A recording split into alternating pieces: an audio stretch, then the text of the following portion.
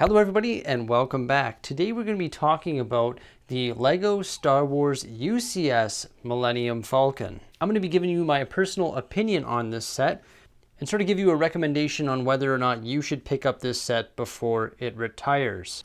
Also, we're going to be moving this set into my film studio to take a look at some of the exquisite detail that this set has, as it is one of the largest and greatest LEGO sets of all time. Fingers crossed that nothing goes wrong in this video here, because like I said, I'm actually going to be physically moving this LEGO set, which is huge, breakable, expensive, and heavy, to my film studio. So I think the first thing I actually have to do here is just move the UCS X-Wing here, and that might allow me to swing this set around so I can actually grab it by the Technic stand that it sits on. My heart is absolutely racing right now. Oh, this could either be amazing or catastrophic. Oh my gosh. Oh. Oh. I definitely don't lift, so it's actually going pretty smooth though. I don't foresee any unfortunate events happening here.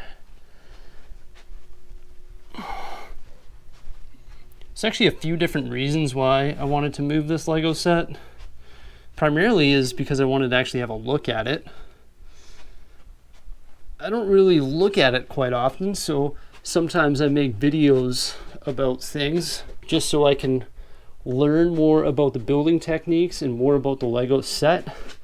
Don't ask me why, I just commentated while I'm moving this. But I did it. It's in the film studio. So it's an absolute relief that we got this thing safely transported here. Today in this video, we're going to be taking a look at this absolutely massive UCS LEGO Star Wars Millennium Falcon. That includes the set itself, the instruction manual, the minifigures, the UCS plaque, and then we're also going to be comparing it to the smaller Millennium Falcon from The Force Awakens. Also, you can see that I have this Millennium Falcon on a stand, which is actually built of Technic elements. It's called the Efferman Stand. We're going to be taking a look at that as well. So I know this LEGO set has already been out for a couple of years. It came out in 2017, and it's official LEGO set 75192. It is absolutely huge. It consists of 7,541 pieces. Obviously, with that many pieces, it's a huge set dimension-wise. It's 8 inches or 21 centimeters tall, which is a pretty tall Millennium Falcon. It's 33 inches or 84 centimeters long and 22 inches or 56 centimeters wide. We can see that there was no penny spared on this set. The exterior detail is truly unparalleled. There's just hundreds and hundreds and hundreds of parts that went into adding the detail to this Millennium Falcon set. So it does have a little bit of an interior as well. These panels will actually just be removed just like that. It's actually sitting freely on there. There's actually one more panel right in beside that I'll just pull out. It's held in by 2 Technic studs, and that's going to reveal some of the interior details. Now, all these other panels actually do come off. Most of them are actually only held on by a single Technic element. So in the back here, there's a lot of different details happening in this ship. So there's 2 sticker pieces, one right there and one right here, just to represent depth and a hallway. Right down here on the ground is an escape hatch. And then right in the back here is a hyperdrive console in the engine room. And these are actually 2 different escape hatches that will open up as well. Right over here we see a ladder, and that ladder will actually give you access to the gun seat, because this gun seat will remove as well. Let's pull it out here just like that, and that will reveal the gun seat. And you can see that this piece was actually just held by 2 Technic pins. And you can see the quad blasters on the top there. There's also a quad blaster on the bottom. And it just goes right back in there. That's what's pretty unique about this ship as well. Like all these different panels are just sort of sitting on this ship, and they sort of remove very easily. I believe there's another one right here that comes out. Yep. So this is another removable panel that has a couple Technic pins holding it in spot. And then there's another one right here as well that will just come out freely. And this will reveal the sort of front of the area where they have the hologram display, and also that little game that they like to play with Chewbacca. Don't know the name of it. And a little sitting area there as well. And then there's some more engine components and more control panels over here as well. I believe there should be a helmet. Yeah, there's a helmet right down here. That's like sort of the Jedi training helmet that Luke Skywalker wears. Then I think there's another one of those hallway sticker pieces right here to represent another hallway and give some depth to the ship. So those are sort of the removable panels of the ship to reveal some of the interior. Those two along with the gun seat there. Another item that removes and you can actually access it to put some minifigs in is of course the cockpit. So this windscreen piece will just pop off so that you can put a couple minifigures in there. Most likely Han Solo and Chewbacca. There's a couple more items that will come off the ship very easily as well. There is this dish here, which is the sensor dish. This is the newer version of the sensor dish, which will just pop off very easily just like that. And you can actually replace it with the older looking version of the sensor dish. This I actually much prefer because it is brick built rather than just a regular dish piece with a sticker element. And that will just pop on there just like that as well. Another couple pieces that you can remove is the front here. There's just these things on either end of the ship. Whoops, that one come off without the piece. But you should be able to pull these off just like that there. What those are exactly, I'm not too sure. I think it just represents the ship from different time periods. So this set comes with 7 minifigures along with BB-8, 2 Porgs, and a Mynock. Comes with a young Han Solo, an old Han Solo, a Chewbacca with his bowcaster. Then we have Finn, Leia, C-3PO, and Rey.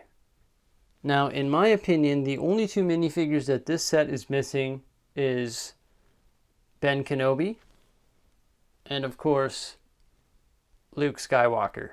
Why on earth does this set not have these 2 minifigures included in it? I don't know. That seems sort of strange. For a $900 set, these 2 minifigures should be included because they were found on the Millennium Falcon when this guy was being trained by this guy. What the heck? So when comparing the size from this Millennium Falcon to this Millennium Falcon, we can see that there is a substantial difference. Obviously, because this is the UCS one and this is just your average play set. But uniquely enough, this one here comes with 7 minifigures. And so does this one. Of course, you get the Porgs and the BB-8 and whatnot, but I still think that this Lego set should have came with a few more minifigures. When I have a Lego set that's this big, and it comes with 7 minifigures, this one should come with more minifigures. And we know this one has the removable panels. And this one here actually just has adjustable panels that just flip open like that. Obviously, you wouldn't be able to do this in a larger scale because you wouldn't get the same level of detail that you get from the UCS version. For example, you can see these vents here are actually made with the grid pieces or vent pieces, whereas those same vents here represented on the smaller version are just made with discs and sticker pieces. So the level of detail on the exterior of the UCS is truly unparalleled. Oddly enough, or curiously enough, they use the same concept here to create the thrusters on the back using those suspended blue tubes, and that's actually consistently found on the UCS version and on the regular version. So you can see that I have the feet of the Ultimate Collector Series Millennium Falcon off right now. That's because I currently have it attached to the Efferman Stand. So here we have the back side of the Millennium Falcon where you can see the Efferman Stand. I did just build it out of Technic pieces from my collection and also from Bricklink Water as well. That's why it's sort of multicolored, but typically you'd want to do it all in one color, but I was just looking to save costs, and the Millennium Falcon sort of blocks the view of the stand anyway. It is a really good stand. Once again, it's called the Efferman Stand, and I would recommend that you Google that, find it. You can actually find free instructions online to build this stand. It is actually one sturdy stand that does a heck of a job to display this thing here. You can actually see some more details on the back of the Millennium Falcon here as well, or on the bottom of the Millennium Falcon, I should say. There is the other blaster or quad blaster there. There's also another one right here as well that sort of can be hidden behind a trap door. If you just push this in and then you push this down, it'll actually conceal it, and then when it opens up, it does come down, but since I have it on the stand, it doesn't allow gravity to do its job. So the Millennium Falcon itself has 7 different feet that it does sit on, and I don't mind this stand for display purposes.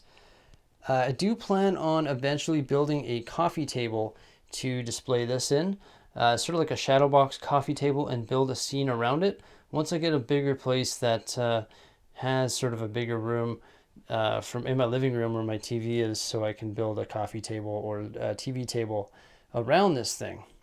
Now the Efferman Stand does a good job, but it is horizontal once again.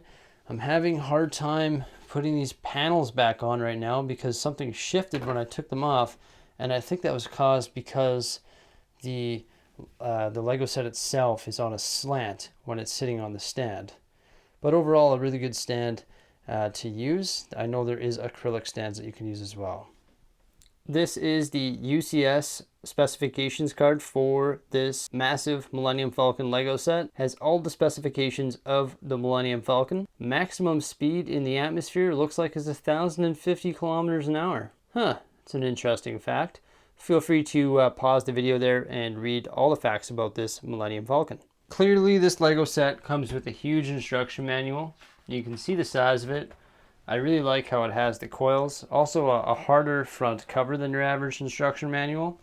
And in the front pages of this giant book, there's all sorts of different information on the creation of the original Millennium Falcon, the ideas behind the Millennium Falcon, and just sort of behind the scenes and the facts and specifications of everything having to do with the ship, and obviously the creation of the Lego set that represents this ship.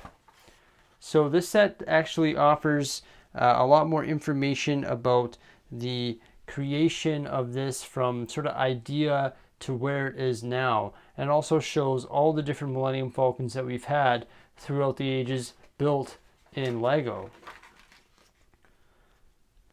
And you get to meet the graphic designer and the other designers of the Lego set in the front portion of this.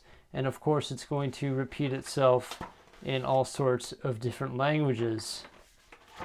But I really like how it has all this specific information about the set. And then when we get to this page here, it's going to show us all the different steps that go toward creating this set, or bags with thousands of different steps. But you can see it goes right up to bag number 17.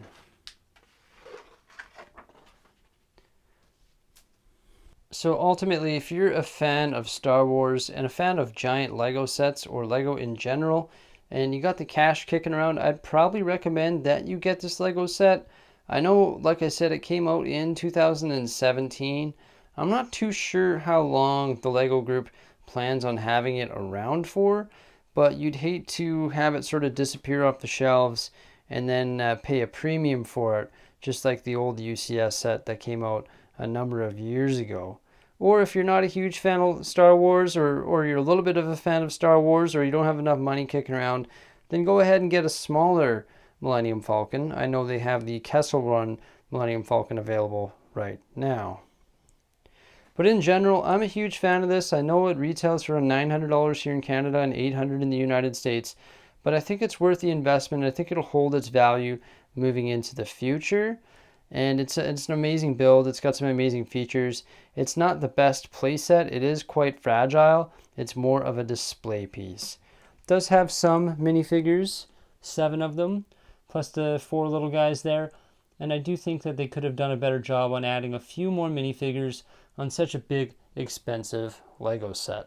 Do you guys like this Lego set? Let me know by commenting below. And if you own one, let me know by commenting below as well.